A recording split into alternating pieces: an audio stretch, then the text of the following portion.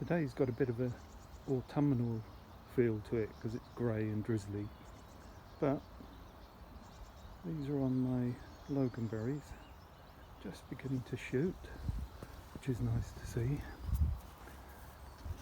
and the fruit bushes are beginning to bud.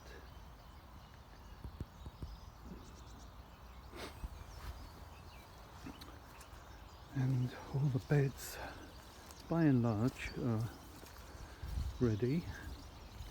Green manure on this bed. That one did have green manure, but I've dug it over, dug in the green manure. This has got some broccoli, are really disappointing this year. It has got some little florets there, but they are weedy compared to previous years. I don't know whether it's the variety that I used. So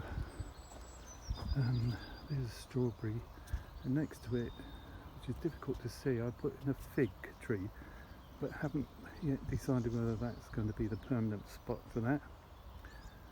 The rhubarb's coming on, and so is the big green bush behind it, which I can't remember the name of, which is a bit like globe artichoke, but not. And in here I've got a grapevine with the raspberries. I hope that's going to do well in there. The one in the polytunnel did really well until the Cape gooseberry took over and stifled it. I just hope it will survive. Blueberry bush is looking good, and the leeks are beginning to come again, which is good because they always get attacked by this little allium bug weevil thing, and so the leeks are not really useful. But if you can see, the leaves are beginning to grow again in the middle, and that's where you get the produce from if you're patient enough. In March this month should get a good crop of leeks from here, but in November and December you would have just got a load of allium weevils. So garlic, another blueberry bush there, more elephant garlic this time I think. All the fruit bushes here, gooseberry bushes, black currant, they're coming on nicely, already. And in here I'm going to grow parsnips, and in here, and the next one has got garlic and onions in, and the next one will probably have either leeks or parsnips. There's some more garlic in there, and in there is some parsnips. I've sown the seed, covered it with bubble wrap in the hope that it will germinate early in the year. Underneath all that rubbish over there, looks like rubbish, but the bags of leaf, what's going to be leaf manure. And there are the dahlia beds covered up for winter with whatever I could scrabble together without having to pay out a load of money.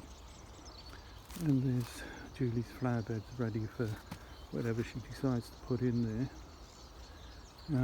And here's my water butt full of water, nearly full because I've used some of it, with the makeshift water collector, which does work, as you can see. I have been using it, and here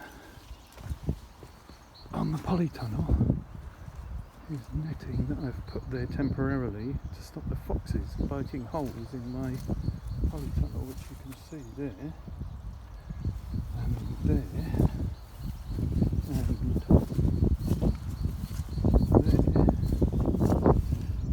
and lots of cat scratch marks over there. So we have a lot of wildlife here. and people's cats. And in the polytunnel at the moment is onions. This is somebody's workbench from a greenhouse that got destroyed in the storms, and she had nowhere to put it, so I said she could put it in here temporarily. Spade and rake have turned up. A few winter cabbages, looking really good. Hope they come to something. Some garlic here, and more garlic in there, and here are broad beans, 2 trays of broad beans and 1 of chamomile, which I'm not sure what I'm going to do with, but I'm hoping I can make some tea out of it. And next to it are strawberry plants. I'm hoping that I'll get a good crop in the polytunnel, because they weren't very successful last year. And there is another grapevine.